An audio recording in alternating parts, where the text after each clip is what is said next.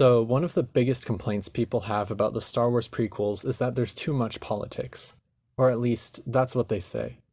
But do the prequels really have that many political scenes? And how does it compare with the original trilogy? Let's dive in and look at the two mathematically.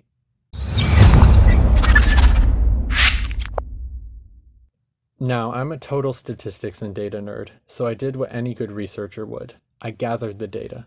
I went through the DVD chapters list for each of the 6 movies of the original Skywalker saga one by one, and gave each scene a score based on its political content.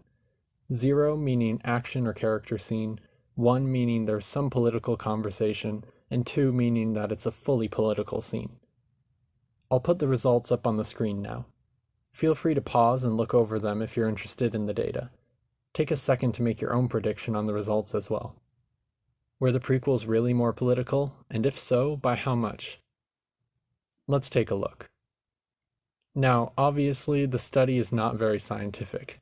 I just assigned values to each scene based on my own personal opinions, which come from my own recollection of them. But with that said, I found some interesting trends to share with you. The first is that there's no clear distinction between political content in the prequels versus the originals. At least not in the way you'd think. I originally wondered if all the prequels would end up with a higher political score than all the originals, but that just didn't happen. Instead, what I found is that political content seems to increase across each trilogy as the story becomes more intertwined with the world building. Episode 3 is more political than 2, which is more political than 1. Similarly, Episode 6 is more political than 5, which is more political than 4. And in retrospect, I think that actually makes a lot of sense.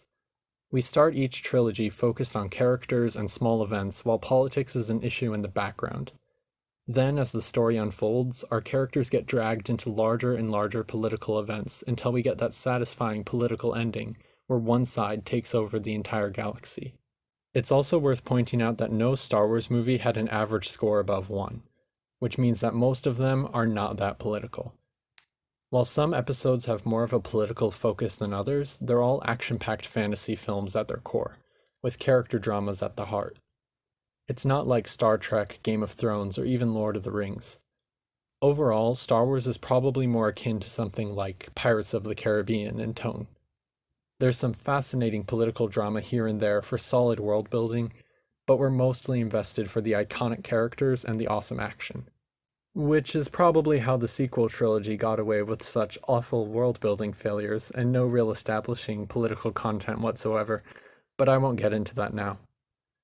For now, we just need to take a closer look at the data, because the story trend isn't everything. It turns out that people were right that in some ways the prequels do have more political content than the original trilogy predecessors, just not in the way I expected. Let me explain. Here's a graph comparing political content across the two trilogies. Like we saw earlier, they stay within a fairly consistent range, and political content increases as you go further into each trilogy. Good enough. But one thing that stands out is how each film in the prequel trilogy is consistently more political than its counterpart in the original trilogy. The Phantom Menace is more political than A New Hope. Attack of the Clones is more political than Empire Strikes Back. And Revenge of the Sith is more political than Return of the Jedi. That could be a problem, but there's actually something even more worrying and interesting in the graph.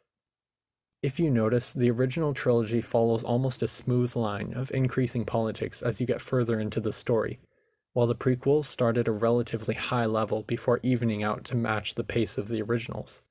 I suspect that this is our culprit. This could also partially explain why people tend to like Revenge of the Sith, but hate The Phantom Menace, as its focus on political content becomes more in line with our expectations as the trilogy goes along. But I think this information is also a great testament to George Lucas and his respect for the fans. His original draft of A New Hope was full of political details that were cut out in the edit, so when he went back to make the prequels with full creative control, he made The Phantom Menace as political as he wanted it to be, even though that's not a great way to open a new story's first chapter. I respect him for having the guts to follow his own vision going against the conventional wisdom, and I respect his humility for listening to the fans and toning things down to a more reasonable level as the story progressed. You can almost see him realize his mistake with The Phantom Menace as the graph goes careening to a gentler slope more in line with the original trilogy over time. Despite the unbalanced politics that left a bad impression on the audience from the first film, George Lucas stuck with it and saved the trilogy, ending on a high note with one of the best Star Wars movies ever made. Another happy landing.